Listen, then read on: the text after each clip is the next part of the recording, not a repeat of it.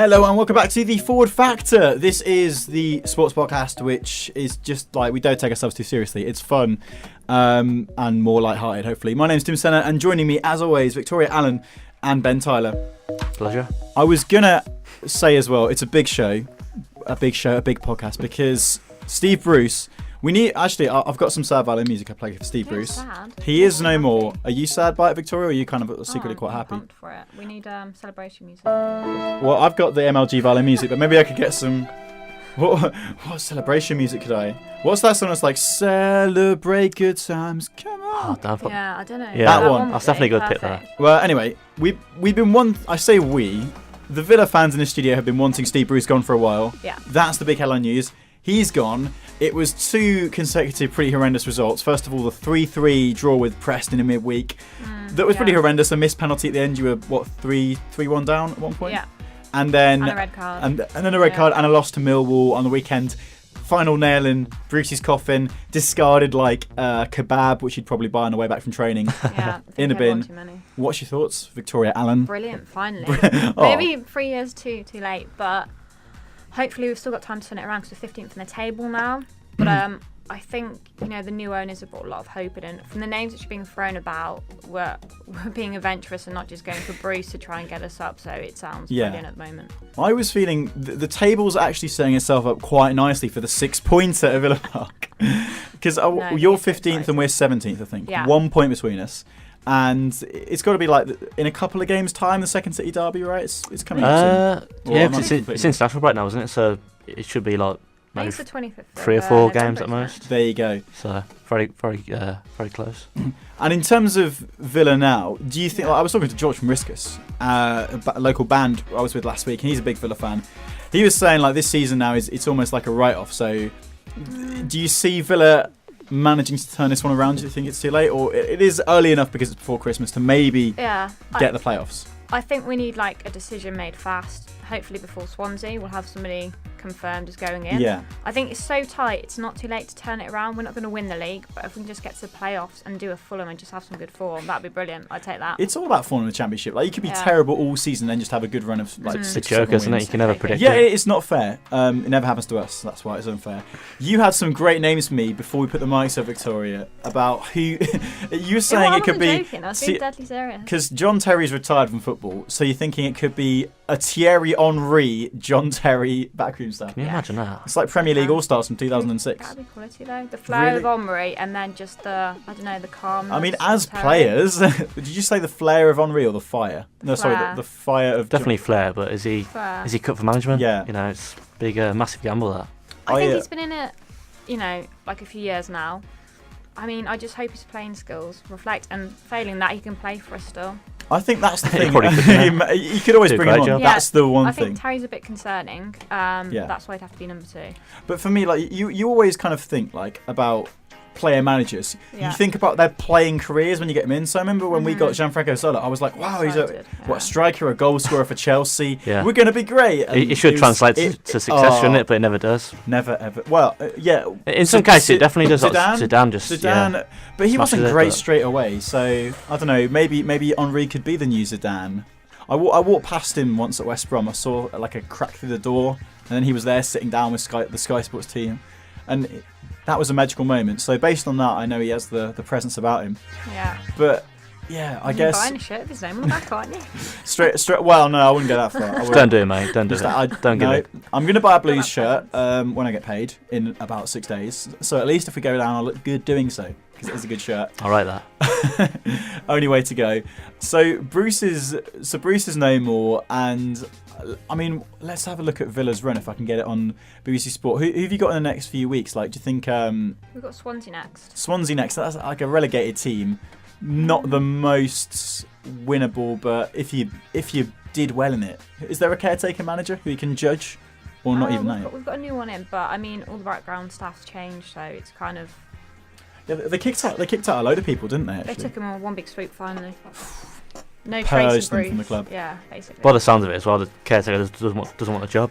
Really, he's just like, The next few... I think he knows he's not in the hat for it, basically. You can't blame him, can you? So. In fact, Second City derby isn't for a while, to be fair. It's, you've got Swansea at home, Norwich away, QPR away, then Bolton at home. So all of those quite winnable games. And I remember Norwich... Quite losable, though. Yeah, I mean, well, anything in the Championship is losable. Yeah. Apparently Dwight York has applied for the vacant... No. Why not? No, I wouldn't take him. Don't want him. He's had it. Well... Who else have you got up there?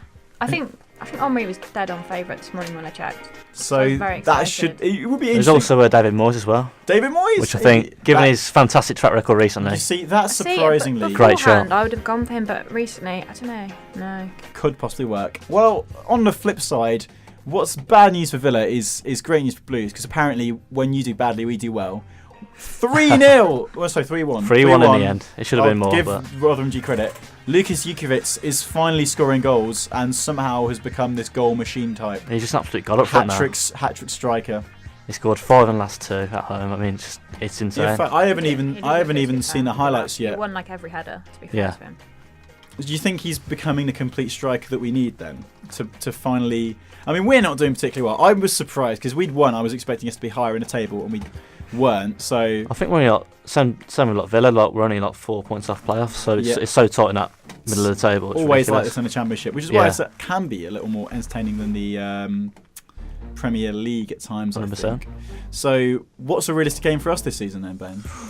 I can't say because I'm just going to jinx it. Yeah, we will. Simple as that. Like when we used to do the Blues cast and predict fixtures. Yeah, we will then. But I just think at the minute you have to just get points on the board, and it's a simple thing to say, obviously, but see how it goes. But just see how it goes, because we could now drop off all of a sudden, just like anyone could. Exactly. It's so tight we could be, bottom half, but you have to be optimistic. I think Son's definitely there to go and get more wins now. Always possible to get better. We'll stay with the optimism. Before we move on to the other kind of stories from the wider world of sport, Ballon d'Or's announced today. There's a women's category as well, which is amazing. Fran Kirby, Lucy Bronze up for that one from England.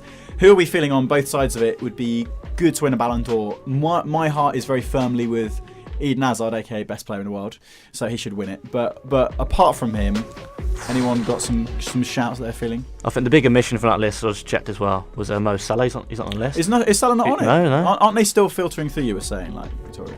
I think they're still announcing it. They've been announcing it all day, like in 5 TBA. Yeah. So unless he's yet to come, then that's a big shock. It's based on the kind of order of it. It's a bit of a popularity contest. I mean, there's so many names announced already. Like, just to give you a kind of brief summary: Aguero and Bale are in there. Kevin De Bruyne from the Premier League, of course, Eden Hazard and Griezmann. Harry Kane is Harry Kane's the only Englishman in the list, I'm pretty sure. You've got Messi, Modric, Neymar. Yeah. So what? He'll be Chomsy. He'll be out. I think Modric should be fair to win.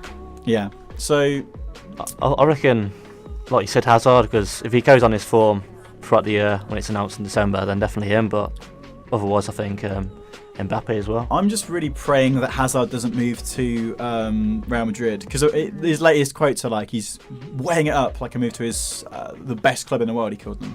But he needs to be in the Premier League, man. He's that leading star, isn't he? I just think the league is a bit rubbish. He's in the Premier League right now. Like Watford could probably beat Athletic Bilbao, for example. I think. Unsubstantiated comments. Burnley would finish about 10th in the league, I reckon. And also just English football. Hazard's blue shirt, man. It's nice to see him in a blue shirt, so I can pretend that he's a Blues player. And yeah, I don't know. Eden, stay in this country, please. Don't make me put the sad violin on again. Because if he stays, I think he'll win it. Yeah, I think the Premier League's just like all round the most kind of competitive league and the biggest challenge for a player. And I think if you're a player, you kind of want that. And speaking of controversy, I guess, you are watching this live, Ben. UFC has been exploding a little bit over the weekend. Conor McGregor in the lightweight title fight with Khabib, or Khabib as it's pronounced. Yeah. But loads of kind of media focus on this one. He's returning from the whatever you'd call that match with Mayweather. Like a hiatus, but mixed with a boxing match. He's just like the Killers. He's returning from hiatus. Yeah. I'm not really sure I'd call that match with Mayweather a boxing match. It was more of just like a kind of showpiece event. But he's back, and it basically ended in a massive fight, and not in the way that you'd hope it would. Because for anyone who didn't see it, I mean, I know everyone will have seen it by now, but Khabib, having beaten McGregor, vaulted over the octagon and started like attacking McGregor's team. Then Khabib's team jump into the octagon and start like taking swings at McGregor. What would you make of this one? It's crazy. What can you make? I mean, it's just a massive build-up before the antagonism, before the fight from McGregor towards Khabib. I think he said a lot of things about his family, his friends, his religion, all sorts. Yeah, just try and roll him up before the fight. Do you think this is like a case of that pre-match drama that McGregor always whips up backfiring, or because he Instagram today, as of time recording, lost the match but won the battle, I think was his exact words. Yeah, something like that. And people were a bit confused about what that meant, but then I looked at it, and apparently Khabib is not going to get paid, or hasn't been paid yet for his partner fight. Didn't get his belt put on him.